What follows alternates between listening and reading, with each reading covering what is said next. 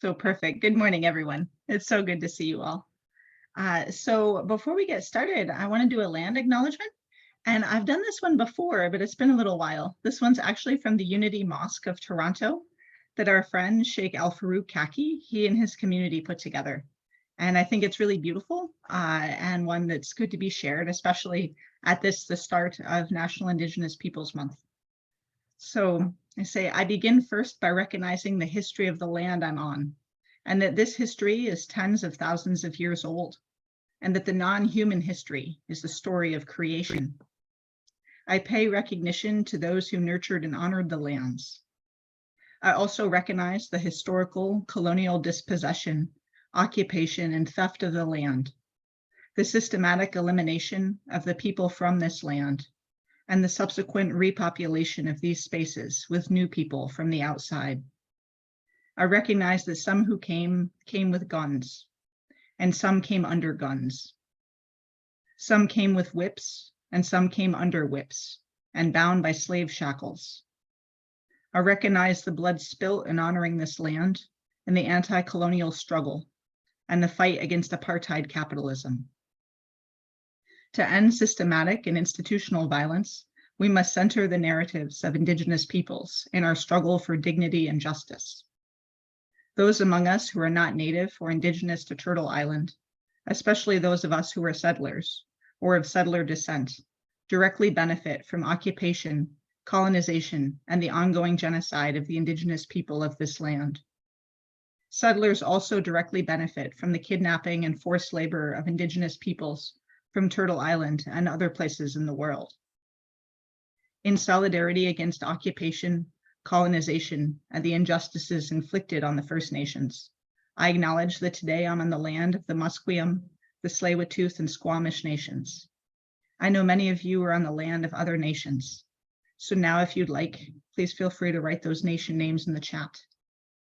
And always let's remember our connection to our siblings in these nations and pray for the day in which we might be with them in right relationship. And let us also acknowledge that recognizing whose land we're on is just a start, but we cannot stop there. There can be no reconciliation without conciliation, and there can be no conciliation without reparations. Those of us who are not First Nations, Inuit, or Métis must remember that we're guests on this land, and we must be better guests. I'd also like to pay my respects to elders past and present, and in particular to Indigenous elders who might be with us today, either physically, mentally, emotionally, or spiritually. I also recognize the historic injustices of slavery, forced migrations, and indentured labor, past and ongoing. And finally, I recognize that in all these struggles, the bodies, minds, and souls of the oppressed and the exploited, and the spirits and presence of the ancestors are with us today. So welcome. Welcome to Living Interfaith. Know that the whole of you is welcome. You're not asked to leave who you are in your own homes. Please bring who you are in with you. But instead, please remember that all of us have brought who we are, in with us as well. And always all of goodwill are welcome. And now you might notice Bruce and Cheryl are not with us today. And that is because they are at the big United Church conference happening in Abbotsford. So in lieu of hearing their music directly from them, we've luckily recorded dozens and dozens of services in the past. So I'm going to play some of their songs today. And also wonderful Steve Crawford is with us, and he's agreed to play 2 songs, just improvising on the piano. So he's really amazing. He can just listen to a message and then improvise on the piano. So he'll be doing some of those as well. But we kind of worked it out. So for our first song, I'm going to share a recording that Bruce and Cheryl did of our regular opening song, Come, Come, Whoever You Are. So let me share that now. And if you can hear it, once it starts, just give me a thumbs up so I know that you can hear it.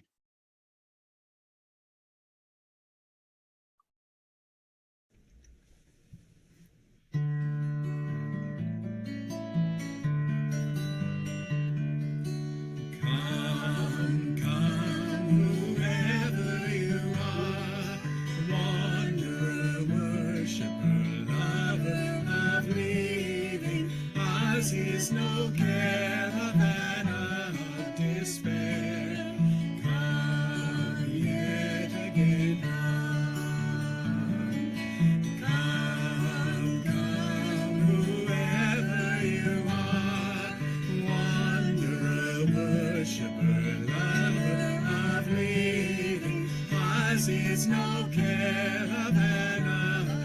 despair. Come yet again, come, whoever you are, though you've broken your vows 1,000 times, broken your vows 1,000 times, come yet again,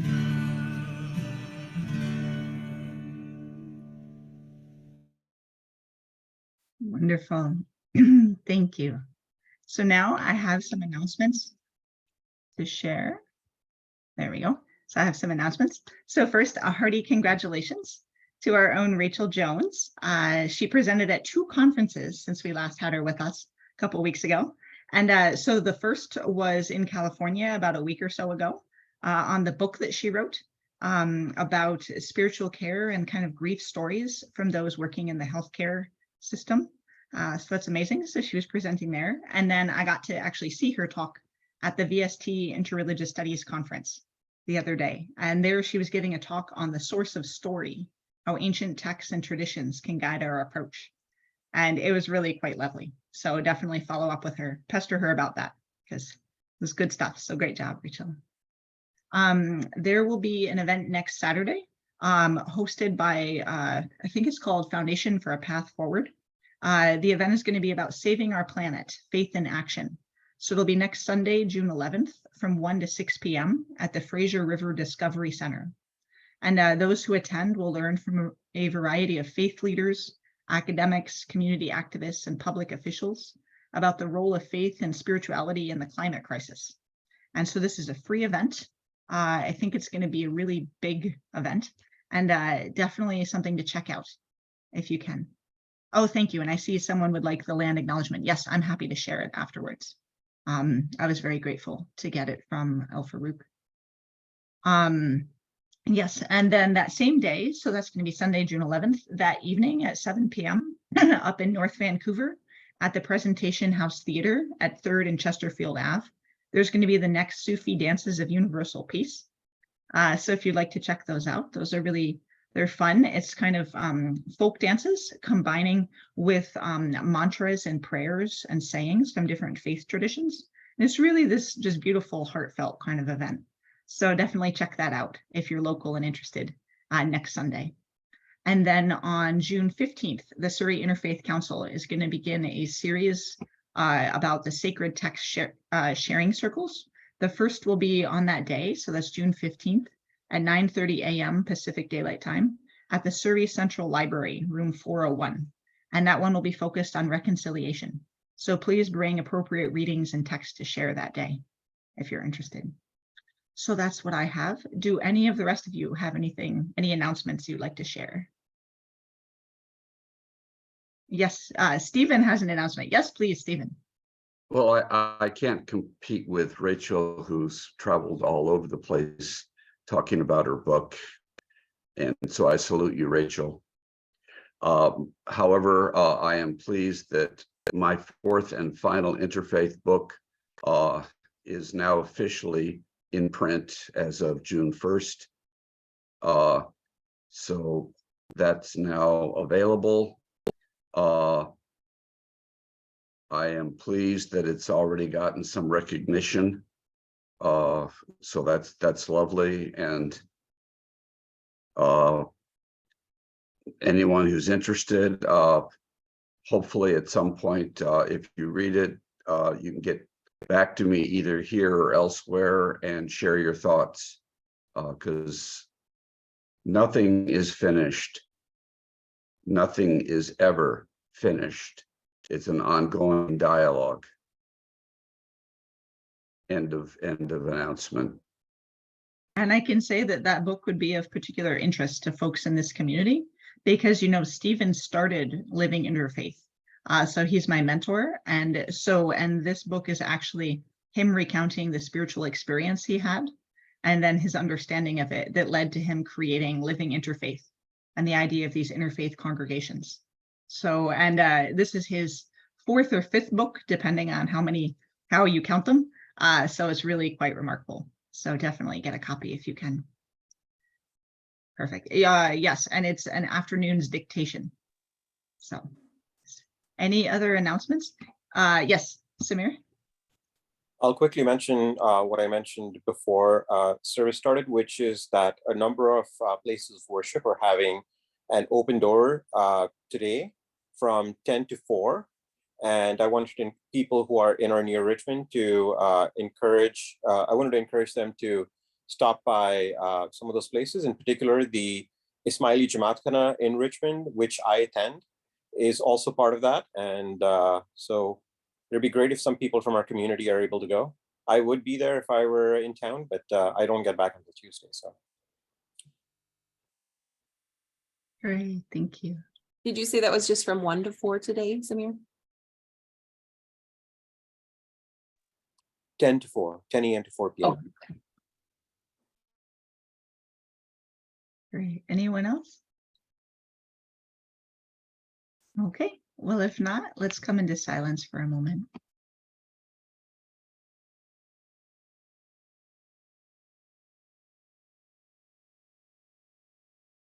I have a prayer from Jude Geiger.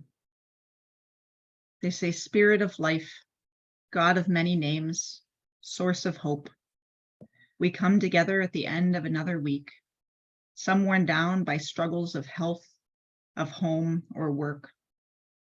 May we be a community that makes space for the sharing of joys and sorrows, angers and hopes, with grace and forbearance. Let us remember the First Nations lives that were taken from the European colonization on what is now our soil here.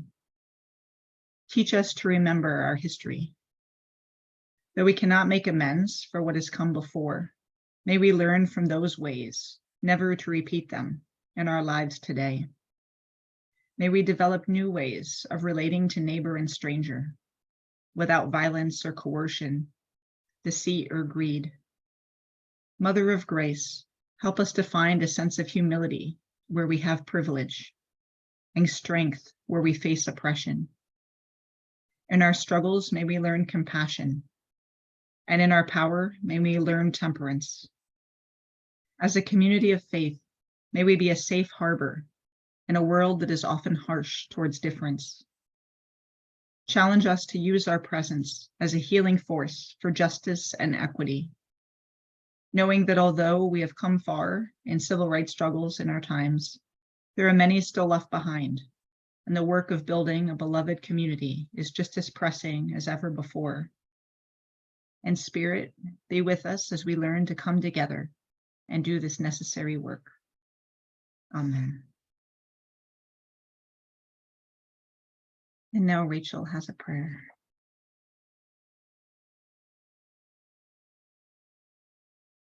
I'm going to read our candle lighting prayer, and this is from Diane Klimenhaj from the Mennonite Central Committee. Creator God, we look at your world and praise you for the diversity all around us. Thank you for the gift of relationships, our connection with people, animals, and the land. Help us, Lord, to see differences and diversity as strengths. Help us to listen and understand, to meet one another with wonder and anticipation. Help us to love as you love, without expectation.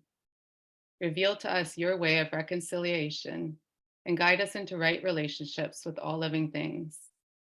Lead us to understand how Indigenous peoples have been and continue to be profoundly harmed by settler people and institutions. Lead us to repent when we as settlers deny Indigenous peoples respect, dignity, and fullness of life. Help us to listen compassionately, to speak humbly, and to act justly. Help us to seek the peace, justice, and reconciliation you desire among all your children. Thank you for your mercy and grace. Amen. Thank you. And now let's offer one another a sign of peace. So peace, everyone. So great being with you today. Peace to all of you. Peace. Everyone. Shalom. Salam.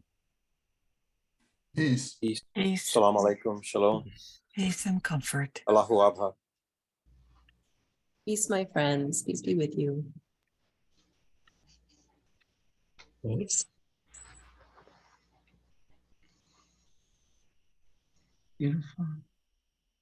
And now when you're ready, Steve, would you like to play? I would. I'd just like to give a shout out to my dear departed mother, Marjorie Crawford, who got me playing piano in the 2nd grade. Thank you, Mom. I'm sure it wasn't my idea. And it's been the gift that has just kept on giving.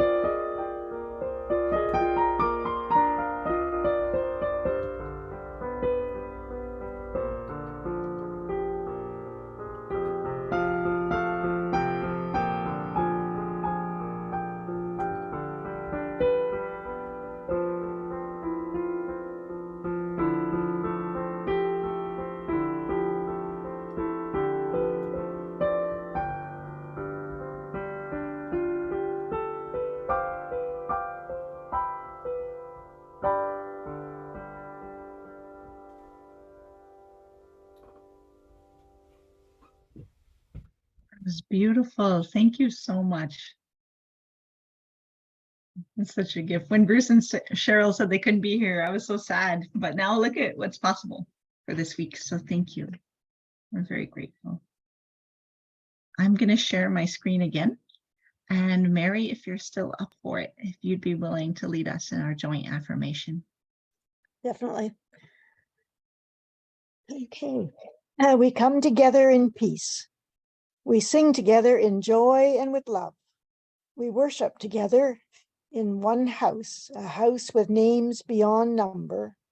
Our paths are many, our beliefs are as leaves, and the tree that we cleave to is nourished by the light of compassion, justice, and mutual respect. May our lives, our beliefs, and our actions help to bring about the world of love we all seek. And let it begin here. Beautiful. Thank you so much, Mary. And now is when we usually pray in our own homes and in our own ways. We say there's so many needs and people that need our prayers. And that's still true, just as true now as it always is.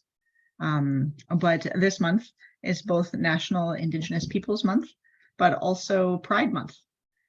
So if we have some extra prayers and some extra attention to send it to our queer siblings, all those who are across the spectrum of gay and trans and lesbian and bisexual and asexual and non-binary and two-spirited and every other iteration, if we could take some time just to send some love and prayers, that may they be held, know that they are so loved, and may they feel safe and embraced by those around them and fully welcomed in all ways. So let's take some time now.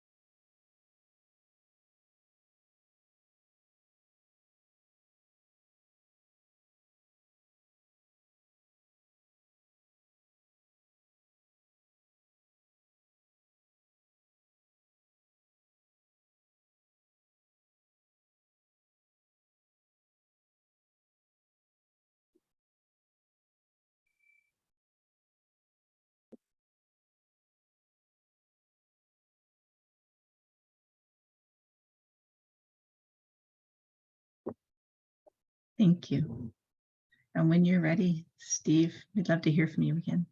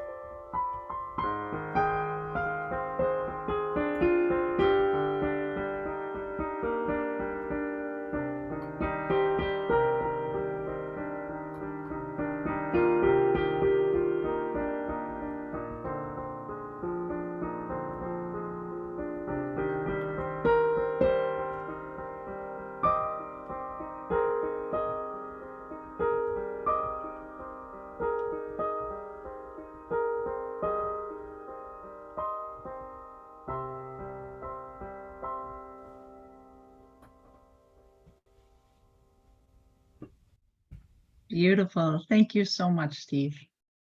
What a gift. It's wonderful. So we're so grateful for all that you bring into the community. Also, we are grateful for your financial donations. I'm putting our donation page in the chat. I know so many of you donate towards us to help support the music here, our wonderful Rachel, who keeps everything going much more than I do on a day-to-day basis, and for bringing in the excellent speakers that we have. I know earlier this year we did a fundraising campaign, and we're just really grateful for all that you contributed to help ensure our security this year and hopefully going forward. So thank you for that. I am going to play again. I have to use a video from Bruce and Cheryl from last time, but we're so lucky we have their music recorded. So I'm going to play the song they usually sing during this time, From You I Receive. So let me do that right now.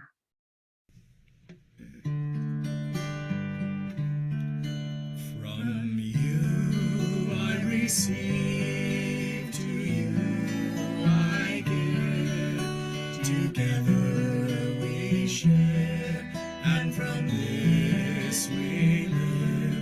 From you I receive, to you I give, together we share, and from this we live. From you I receive, to you I give, together we share, and from this we live.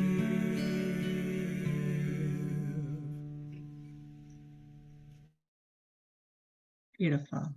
So we're so grateful to them. Thank you. Oh, hold on one second. Sorry. There we go. Sorry, I have to remember to stop. recording. So yes, so now it's my great joy to turn it over to my friend Hubert Barton.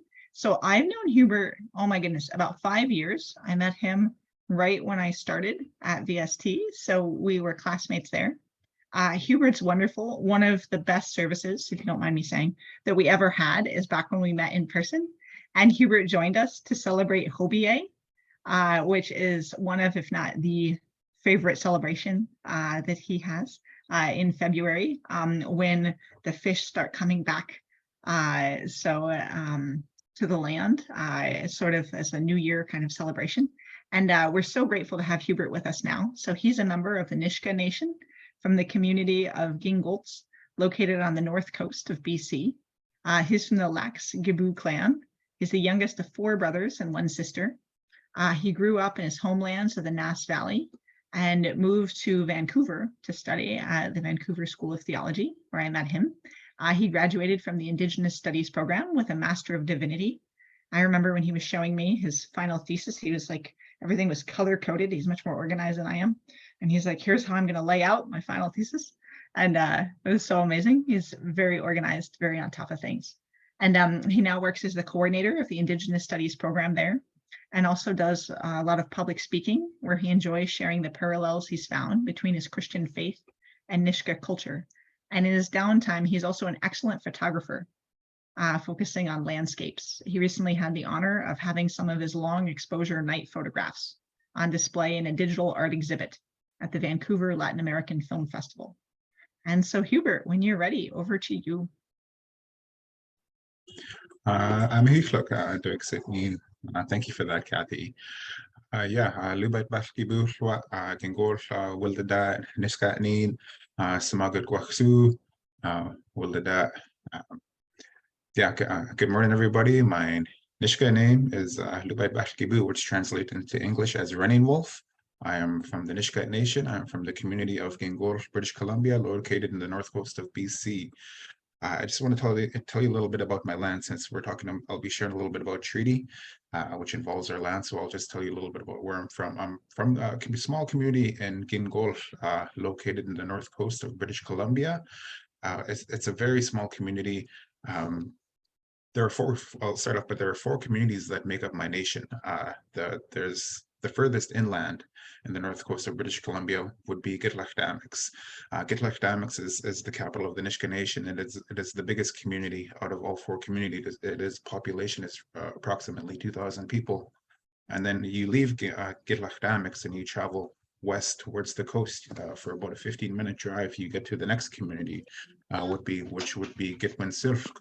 Gitwin-Sylv is the smallest community. It is roughly 200 people or so, and it is you continue along the highway. When you leave Gitwin-Sylv, you're surrounded by this huge lava bed. Most people don't know that we have a volcano in our valley. It is the Nisga'a volcano. It erupted 260, 70-ish years ago. So you drive through this quite surreal path through lava beds. I think it's about 30-kilometer stretch, and you're surrounded by mountains as you drive through that. And you continue along the highway, still towards west. You get to the next community, which is Lax Gibuu. Lax Gibuu is roughly around 350 people. It is very similar in size to Gingolx, and then you leave Lax Gibuu, and then you drive along the highway towards the coast, towards my community. You drive along this hilly, windy road along the Nass River, and it's one of the most beautiful rides you can take, because through all of this here, you're surrounded by mountains, you're surrounded by nature, you see all kinds of wildlife, and you go along the Nass River, and you get to the mouth of the river, where you get to my community, where I'm from. The community that made me is Gingolx, and that population is very similar to Lax Gibuu, and it is roughly 350 to 400 people at best. And it is a very small community. It is very, very, very much untouched by the outside world still. Up until a few years ago, we didn't have any paved roads. We didn't have cell phone service. It has been dubbed by a lot of the tourists who come to visit as God's country. It is just such a beautiful, beautiful piece of land. We're at the mouth of the river, so where the river meets the coast, we're surrounded by mountains, we're surrounded by wildlife. We get all 5 species of salmon up that way. We get like cockles and clams and prawns. We get moose, we get bear. And it's so peaceful. That's the thing that I love the most about it. Whenever I go home and I step foot onto my land, even just like stepping onto the highway of my land and just driving on it, I can feel the sense of the peace because I can feel that connection with the land. It is a very calm land, which characterizes a lot of the Nisga'a people, and it is so peaceful and it's so calm. Like I stay pretty close to the waterfront, and so it is one of my, so simple, but it's one of my favorite things to do. Is that when I get home, I have this big picture window in our living room, and I just open it and I just literally just put my arms on the windowsill and just look out the window and just listen, because you could hear the eagles flying and soaring in the air. You could hear them screeching. You could hear the birds chattering. You could hear the waters rushing of the two rivers, the Nass River, and you can hear the Gingolx River. So that's where I'm from. That is my land. That is the Nisga'a Valley. So that is the land that was involved for the Nisga'a Treaty. And I'd like to just share a couple of photos just to help give you a visual, because I'm a very visual person as well. If I could just share my screen.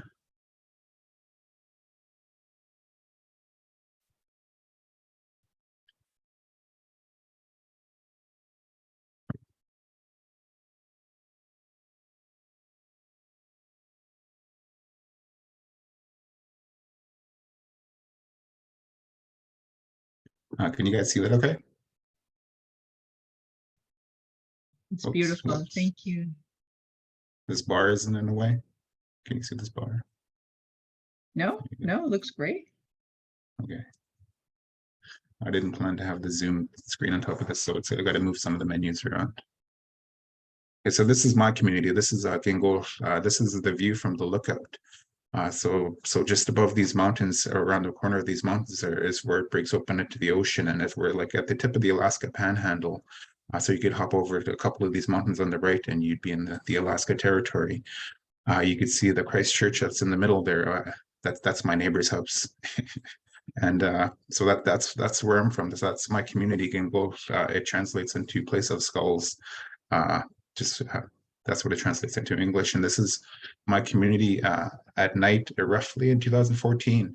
It is I think it was like July 1st or July 2nd. I just went out randomly one night to practice taking pictures with my camera, and all of a sudden I got blessed with this Northern Lights show.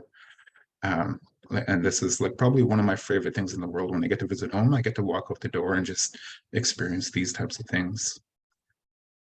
This is the lava bed that I was talking about. This is just from several years ago. So you could see the lava rocks.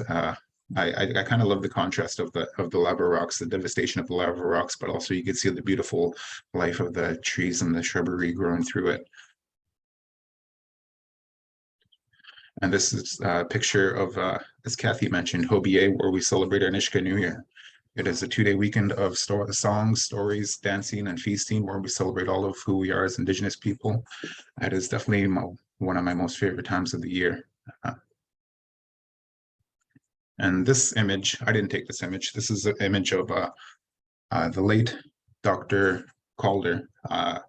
He was one of the men who largely initiated the process of the Nisga'a Treaty, and kind of headed the whole negotiation process. He passed away just not too long ago, and he was quite an incredible man. I'll share a little bit more about him later. So, and you guys can see me again? Yep, no problem. Thank you. Okay, so I just wanted to give you a little bit of context of because I'll be sharing about land and treaty, and for me it is more than just about land. And so I just wanted to give you some of those visual images of who I am and where I come from, and the land that helped shape me into who I am. It's the land that I carry with me everywhere I go. And I just wanted to begin by sharing about the Nisga'a Treaty. The Nisga'a Treaty is the first modern day treaty in British Columbia. It was signed in 1998. If my memory serves me correct, it was May 27th in 1998. And it went active on May 11th, 2000. This day is now known as Nisga'a Day. And this is largely the reason that I felt That was my first inkling when I got invited to share, is because it was just a couple of weeks ago we shared the 23rd anniversary of the Nisga'a Treaty when it went active. And typically there's celebrations back home. Like I remember on the 2020, we celebrated the 20th anniversary. There were celebrations up and down the valley to celebrate our Nisga'a Treaty. And the Nisga'a Treaty, it has become one of my favorite stories in recent years, just because I've realized the significance of it a little bit more and more as I've grown and I've learned. And it is one that I am very proud of, because it is a story of resistance and perseverance and victory. And that is also the other reason I wanted to share this stories, because I could share about residential schools and the graves, and those are all very, very important stories that we all need to hear. Even I need to hear them. But I wanted to share one of victory, because I wanted to just share, that we do have happy and positive stories. The Nisga'a Treaty took a generation of people to do. It took our elders, it took our chiefs, our matriarchs, everyone. It took a generation of Nisga'a people from the very beginning to the very end, when it was finally signed and completed and went active, to complete. So I just wanted to share a little bit of best I can about some of these stories, and a little bit of what it means to me. It was in 1793 that Captain George of Vancouver, he was the first person to make contact with us, the Nisga'a people in our valley. When he was traveling in his travels, as most do, he had a journal with him, and he says that when he first arrived at the mouth of the Nass River, just across from my community, he said he was greeted by peaceful Nisga'a people. And then it was around this same time that the land grab had already been set in motion, and the colonization of Canada, it's what we now know as Canada, but the Europeans had already begun. There's a story about one of our chiefs. His name was Samagat Skateen. Chief is the word in Nisga'a word for Samagat is the Nisga'a word for chief. And Samagat Skateen, he saw these men arrive on the opposite side of the Nass River. It was a little bit further inland, up by Old Ayanch.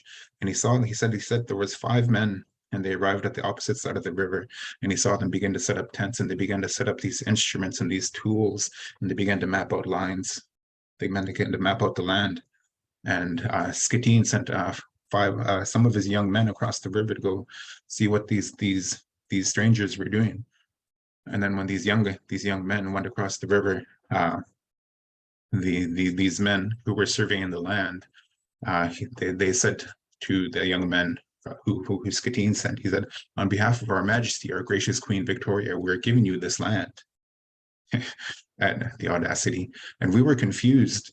Obviously, it's like, how can you give us this land, the land that you haven't fought for? We didn't give it away, and you certainly didn't buy it from us. So we were confused that they arrived, started mapping out these borders, and then saying, we're going to give you this land, the land that we occupied, it had been lived on since time immemorial. And Samagat Skateen, when he arrived there, and he told them, and he simply said, "Get off my land." And that is the birth of the Nisga'a land question, the Aboriginal land question across Canada.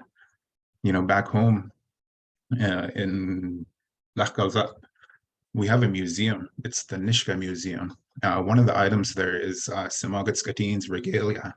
It's his big fur blanket and his headdress and everything that he wore as a Samagat, as a chief. And there's a script taken from one of the European explorers' journals that accompanies his regalia, and it is said that of Samagat Skateen, of his stature, of his presence, it was so powerful that with the breath of his words, he blew the Europeans back into the ocean where they came from. And I just love that quote. That kind of gives me chills when I think about it. But after Samagat Skateen, along with the others, when this happened, shortly after that, they jumped into a canoe. On a warm summer day, they jumped in a canoe and they paddled down to Victoria. They arrived at the Victoria Harbour, and they went to the steps of the Parliament building to speak with the Prime Minister of BC. And I believe it was Prime Minister Smythe at the time, if my memory serves me correct. But the Prime Minister wouldn't have any of it, and he wouldn't meet with my Nisga'a leaders. He wouldn't meet with us because, like most back then, he wrongfully believed that the assimilation of the Indian was inevitable. So he turned us away. Without hesitation, he turned us away. But that didn't deter us. Like shortly after that, the Nisga'a, we formed our first land committee. It was formed for the Nisga'a, but we weren't able to do much at this time after we formed the land committee, because as Indigenous peoples, we weren't allowed to raise funds during these times. We weren't allowed to pursue treaties because of Canada made it illegal to do so. And it wasn't until like the early 1950s. And at this point in time, that's when the land committee was able to take action again. And that's when the land committee got renamed into the Nisga'a Tribal Council, and that's when we were able to take legal action against British Columbia and Canada to set in motion, the Nisga'a Treaty. And this was largely led by the late Dr. Frank Calder, whose image I shared earlier. This is also one of my favorite stories because for me, it almost feels like a type of prophecy. There's a cool story of when he was a young boy at a feast. Frank Calder's dad, who was a Nisga'a chief, he stood Frank on a table in front of everyone at a feast, and he began to say, and I'm going to try to quote him as best as I can, "I'm going to send him to white man's school to learn how the white man walks, how he talks, how he eats." And so when Frank was old enough, he sent him away to school down here in Vancouver, and he attended and graduated from UBC. His dad also made sure that Frank would maintain who he was as a Nisga'a. So he told him that every summer he would come home and that he would fish with him on his boat, and that he wasn't allowed to speak one word of English. And so Frank was able to maintain his Nisga'a identity as well. And so it was that Frank, now equipped with the tools of the Western world, equipped with the ways of the Nisga'a, that he would lead the front for what was called the Calder case, or the Nisga'a Treaty. Dr. Calder was a pretty incredible man. He really believed in the system that was in place by Canada. He believed that British law would prevail and that through the system we could win and prove that we had title to the land and that we had rights as Indigenous peoples. He was determined and confident and didn't let anything hold him back, and pursued the Nisga'a Treaty through the court. He went through the provincial court, he lost. He went through the appeals court and lost, and he eventually made it to Ottawa Supreme Court. And it was shared that 6 out of the 7 judges accepted that the Nisga'a had titled the land before the arrival of the Europeans, and that we had a governing system in place that showed that we had title to the land. There was a moment where the judges who believed that the Nisga'a had title to the land, and that it was split down the middle, that 3 of them believed that we had a system in place, that we had rights to the land, and the other 3 thought that that was true, but it was no longer in effect now that the new colonial system was in place. And so this is quite the turning point for the whole process. And it could have went either way, but instead of getting discouraged about this, Dr. Calder got excited, and he thought it was good because he knew that what this was setting them up for. He was like, okay, now you guys are going to sit on that side of the table. You're going to face us on this side of the table, and let's talk, let's negotiate. And that began the process of the treaty and dealing with the issue of Aboriginal land title, not only just for the Nisga'a, but what set precedents for across Canada.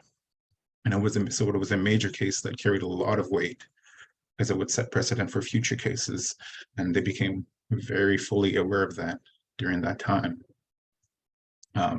So through all of this, there were many years of travel of negotiations after that.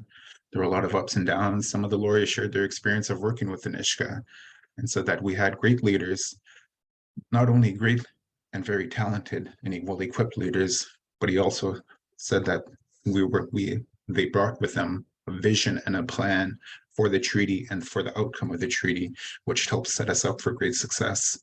They also shared that in the most intense times, when things were getting like a little bit crazy in the negotiation rooms and the process needed to be paused, and I believe the word is caucus, they asked for caucus. They asked if they wanted, they asked the Nisga'a leaders if they wanted privacy. And the Nisga'a leaders would be like, no, it's okay. You guys could stay with us. And then they began talking in Nisga'a, which is like, I just love that. They just kept talking in Nisga'a, and then with all the opposition still present. And they shared stories of the Nisga'a and how they're just talking in Nisga'a. And all of a sudden, through all these intense times, they just burst out in laughter, which is true of like most Indigenous peoples were able to have joy in the middle of these difficult times, because it helps us persevere. And so there'd be laughter during these most intense times. And then once the discussion was over and they needed to share a decision, or for whatever reason they wanted to share after they were done through the caucus, the pause in the meeting, that's when they would switch back into English and give the decision that they had arrived to the rest of the people in the room. I just love that. That's a pretty powerful thing for me. And eventually, like I mentioned earlier, through all of this, eventually in May 1998, I remember this because I was still in high school and I was living in Gingolx at the time in the group home because we didn't have a high school in my community. I had to move away when I was 13 to go to high school. And I was staying in a group home with a bunch of my friends, and the Nisga'a Treaty was being signed in our local community center. And there was so many people there, like I couldn't even get into the building if my life depended on it. That's just how busy it was. And so I just remember being in my group home having lunch and not really fully realizing the significance of the moment at that time. But it was signed in May of 1998, and it will go into effect May 11th, the year 2000, and which is known as Nisga'a Day. Some of the key points of the deal was that we now have ownership of our land. I believe it's just over 2,000 square kilometers of our traditional lands. It's just a fraction of what we owned, but still I can't tell you how amazing it is to have recognition that we are owners of our own land, and that we've the land that we've owned since time immemorial. We got a huge financial settlement. Again, it's just a fraction of what was asked, but still getting anything from the Canadian government was a type of miracle in itself. And we are able to govern our own lands and communities. We have the abilities to make laws. We are still within the Canadian Constitution. We are not free from the criminal code or anything like that, but we have the ability to make decisions for ourselves when it comes to our social, economic, and political issues for our life. And we no longer have to wait on Canada to approve for anything that we have to do, which is pretty incredible. But I can't stress enough the importance of having recognition that we have our own land. You know, our ways of knowing and being is rooted in the land. I often say that the DNA of the land, it flows through my veins. It's such a huge part of who I am and who we are as Nisga'a people. You know, the land, it takes care of us and we take care of it. I was 15 years old when the treaty was signed. And at that time, as I mentioned, I didn't realize the full significance of this event at that time. The treaty itself was a 113-year process from when Skateen saw those men setting up the instruments to survey the land to when the treaty got signed, to from the birth of the land question to when it went active was a 113-year process. When the Nisga'a sealed the deal and became the first Indigenous peoples to have a modern day treaty in British Columbia, to be able to sit face to face and negotiate for ourselves with Canada is a huge victory in its own, but to sit face to face and win, I don't quite have the words to articulate that. It's just, it's incredible to remember and to think about and to contemplate. At the same time, during all of these triumphs and victories and these mini victories that led up to the grand victory, we weren't free from the suffering at all. We weren't free from the suffering that is often shared as Indigenous peoples. You know, we experienced the diseases, we experienced smallpox, measles, residential schools. The first missionaries to arrive in our land were the Methodists. They came to us, they told us our ways of knowing and being were bad, that we were evil. They made us cut down our totem poles. In the community of Lax Gibuu, they actually brought all of our sacred items to the center of the community, our traditional blankets, our headdresses, everything. And they burned it. They burned it for us all to see. And then after that, they left us. They ditched us. In 1970 or 1780, roughly 1780, the Nisga'a volcano, it erupted. It is one of Canada's largest natural disasters, if not the largest. We lost approximately 5,000 of our members of our nation when that happened, to the lava, to the smoke, to everything that was involved within the volcanic eruption. So that is two communities that made up that number of people. Two of our communities got covered in lava. So every time, when you go through the Nisga'a Valley and you go through the lava bed, I always think about my ancestors who are at rest in that area. We consider it a sacred piece of our land. When I first moved to Vancouver in 2016, I had a hard time wrapping my head around the idea of land acknowledgements. then it just made me realize more and more, like, of course, this land is unceded. It was never taken in war. It was never sold. It definitely wasn't given away. And so we had to do land acknowledgements. We did land acknowledgements to the Indigenous peoples and their relationship to the land and all that the relationship brings with it, the traditional ways of knowing and being. We recognizing the ancestors who took care of the land from generation to generation so that we could benefit from all it has to give us. Back home, a land acknowledgement is something that I never would have known, because back home, we own the land. So when it comes to our Nisga'a protocols, we acknowledge each other. We acknowledge the people, we acknowledge the chiefs, we acknowledge the matriarchs, our youth, everybody. That's who we acknowledge when we're at a feasting system or at a gathering. So even I had to learn the significance of doing land acknowledgements and the meaning they carry, because as an Indigenous person, who we are is largely related to our relationship to the land. It keeps us, it teaches us, it sustains us. I mentioned earlier that the Nisga'a weren't free from the struggles, the injustices I've had, and continue to process a lot of my own generational trauma. And I can't tell you enough how much being able to practice who I am, my culture, my ways of knowing and being on my own land, I can't tell you how important that is to me. Like even when I have to, I can visit home or even just remember, look at the photos that I take and be reminded of my land. I can be reminded of my family. I can be reminded of my friends, my culture, and be encouraged and strengthened. The treaty helped in all of this. As Dr. Joe Gosnell, who was one of our hereditary chiefs, the late Dr. Joe Gosnell, he was former president of the Nisga'a Nation. He said, it's more than just politics. It's about our survival. It is more than just about the land.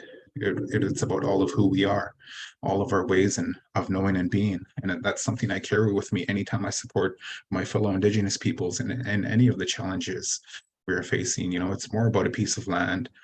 It's more about any of these things. It's more than about a pipeline. It's for the overrepresentation of Indigenous people in the prison system. It's about the overrepresentation of Indigenous people and children in the foster care system. It's about the missing and murdered Indigenous peoples. It's about more than all of this. It's about all of who we are and our survival. So I think about this every time I think about the Nisga'a Treaty, because I have the honor of facilitating Karas blanket exercises. And it's a very intense exercise, but it's also very good work.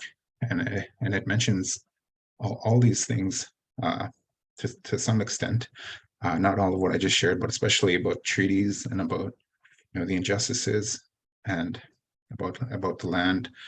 And I just can't tell you how enough I'm so grateful for our Nisga'a Treaty and so grateful for our land and so proud of my ancestors who negotiated this over the 100+ year process, from the beginning of Samagat Skateen.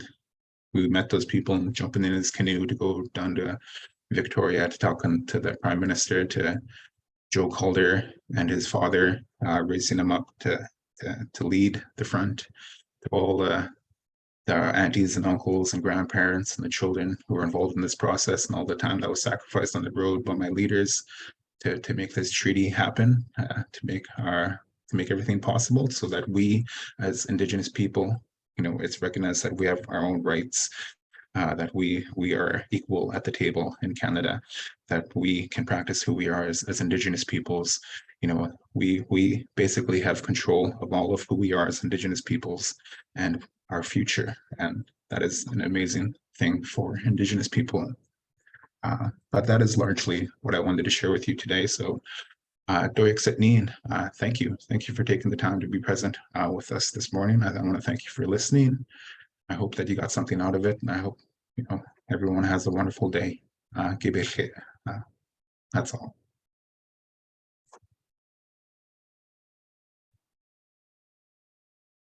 Thank you so much, Hubert. I learned so much, and it is so powerful.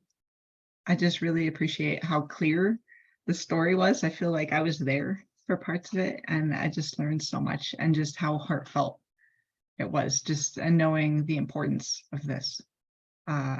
Yeah, thank you so much. It meant a lot. I have one final song that I'm going to play from Bruce and Cheryl, and then I'll do the closing prayer. And then I know around 11:30 or so, we're going to have our AGM, but we can push it back maybe 5-10 minutes if anyone has any questions for Hubert. And if you don't need to go right away, Hubert, would you be okay with that? Staying just a little bit past 11:30, if that works for you? Awesome. Thank you so much. Okay, I'm going to share this. This is actually my favorite song that Bruce and Cheryl sang. So I think those of us who come have heard it a few times. Oh, and let me make sure that the sound is. Yes, share sound. Okay. Do a thumbs up if you can hear it. It's a song we've been teaching you over the past year. We are all one people from Saskatchewan. There's a middle section which isn't on the screen. It's singing on the syllables, the vocables. So just feel free to sing along as the Spirit calls.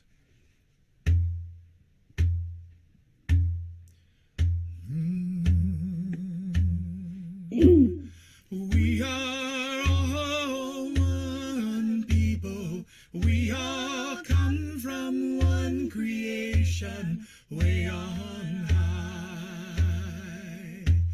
We are all one nation under one great sky, you and I. We are all one people. We are all one color in her eyes. Way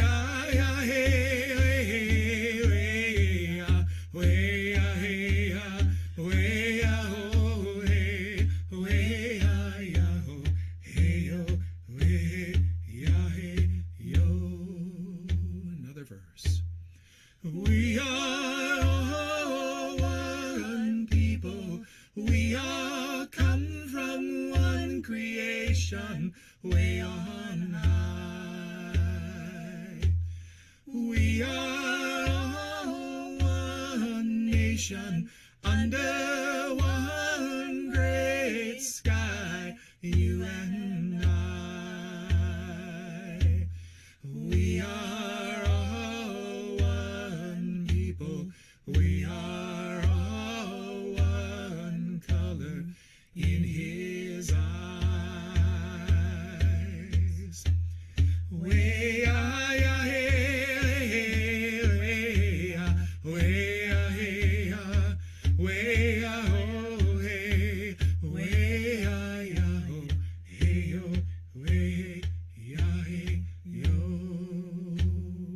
last verse.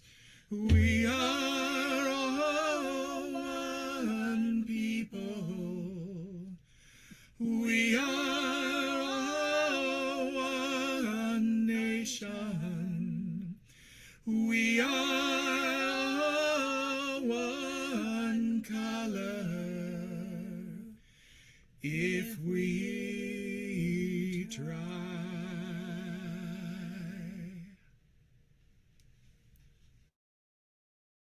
Beautiful. Thank you so much. So many thanks to Hubert for joining us and sharing. It really meant a lot. I learned so much. And friends, this whole month and in all months, not just this month, let's learn our history.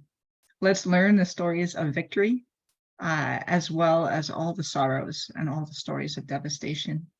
Let's remember our connection to one another, know where we come from, and see how we can work together so we can support one another better and thus never steal from or exploit or damage one another in this way again. Let's go forward in this, learning from this. Amen.